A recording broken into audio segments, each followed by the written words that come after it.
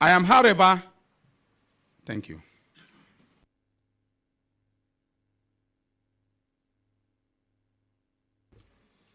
Sorry.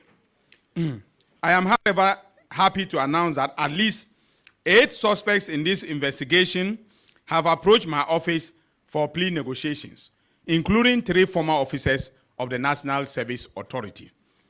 Some officials have offered to testify against their colleagues, and some vendors and service providers are willing to come clean and testify as prosecution witnesses. You know, when you build your docket well, this is the result that you get. 8, people are willing to testify. Persons, they are not coming to say hearsay. They are not coming to give hearsay evidence. People who were involved, okay?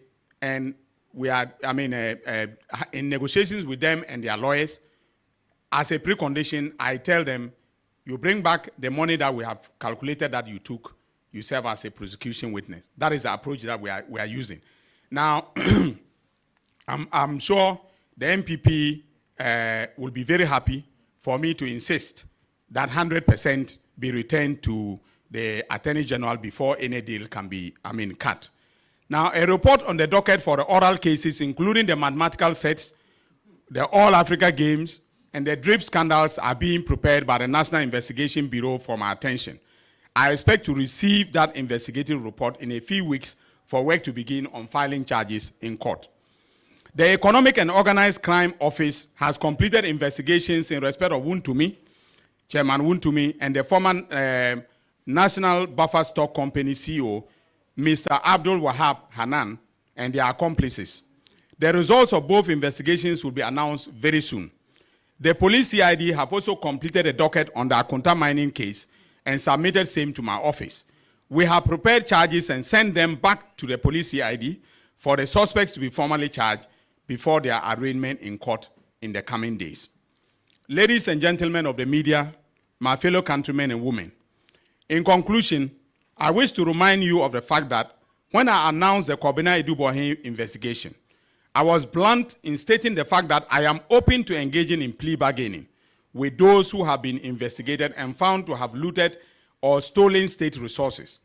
I minced no words about my intentions and will therefore not shut the door to any accused person willing to enter into negotiations with my office for purposes of reaching a plea agreement.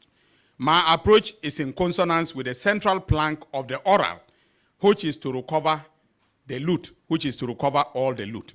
But of course, you use oral, all advisedly, because as I have pointed out clearly, it is not in all cases that it is possible to recover all the loot.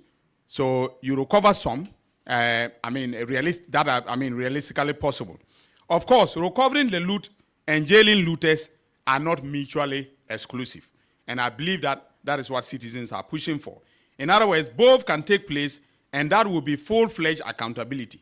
But anyone familiar with the plea negotiations would agree that it is rare to go into the negotiation room and come out without giving up something in order to clinch a deal. Our plea bargain statute captures that succinctly, as it contemplates that the Attorney General may even go to the extent of dropping charges in exchange for restitution. Also, under the Courts Act 1993, Act 459, an accused may plead guilty to a charge or charges and pay restitution where the offense involves harm to the property of the Republic, including financial resources. In that case, the accused is to be handed a non-custodial sentence. As the Attorney General, I will not oppose the use of Section 35 of the Courts Act to achieve the purposes of oral. Now, Section 35 is mandatory. Once the accused approaches the judge, okay, and pleads guilty to the charge, the judge is mandated, the judge could reject the restitution or reject the offer of the accused person. But once the judge accepts the offer of the accused person, I have no role in it, all right? Then the accused person must be given a non-custodial sentence. In other words, the accused person will walk home. So those who are saying that you are cutting a deal and letting criminals walk must understand that, okay, even the legislative framework existing at the time that I was in law school, I was in final year in Legon when this act was enacted, okay, contemplates that in some cases, the accused can pay restitution and get a non-custodial sentence. So if any accused person offers to come under Section 35, please, ladies and gentlemen, that is what Parliament has enacted.